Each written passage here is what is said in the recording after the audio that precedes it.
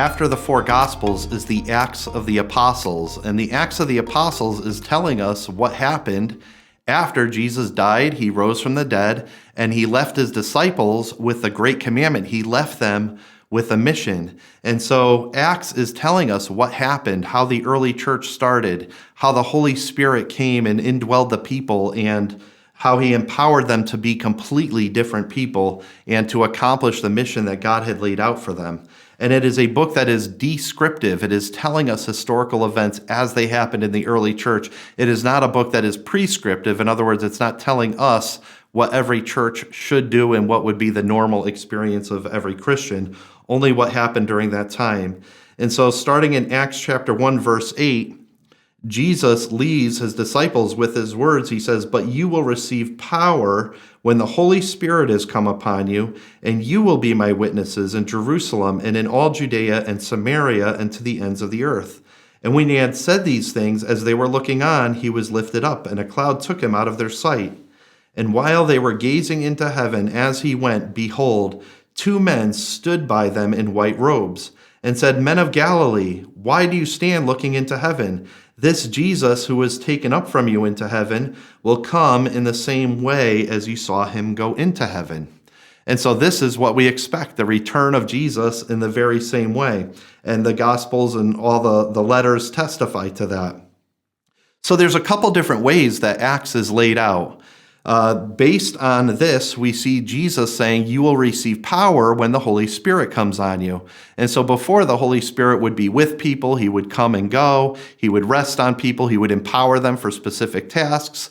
But now, the promised Holy Spirit that Jesus talked about in John chapter 14, who would be their helper, who would be their comforter, where it says that the Holy Spirit was with you, but now he will be in you. The Holy Spirit, starting in Acts chapter 2, comes and indwells them, these fearful, weak disciples Peter, who denied even knowing Jesus, when filled with the Holy Spirit, became a completely different person, completely transformed, passionate, willing even to die to speak the truth about seeing the resurrected Jesus. And so Acts is a story of the power of the Holy Spirit allowing the gospel to go forward. It started in Jerusalem, and then throughout Judea, and then Samaria, and then to the ends of the earth. Acts tells us how the gospel started in Jerusalem and then spread as people went and told what happened, the apostles. And it also talks about the first 10 chapters. A lot of it is focused on Peter. A lot of it is focused on John. But starting after Acts chapter 10, we see Peter preaching to Cornelius. Cornelius is the first Gentile convert that's recorded. And then after that, we see Paul take over.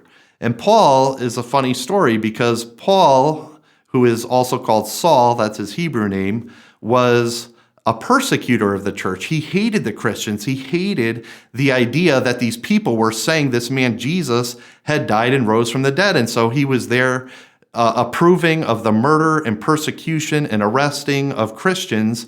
And then in Acts chapter 9, it says that he's on his way to Damascus in Syria to get more letters to arrest more Christians. And all of a sudden, boom, he's knocked off his horse and this bright light appears and blinds him. And he hears a voice saying from the light, "Saul, Saul, why are you persecuting me?" And Saul replies, "Who are you, Lord?" And the voice says, "This is Jesus whom you are persecuting." And so Saul all of a sudden encounters the risen Jesus, and his life is transformed.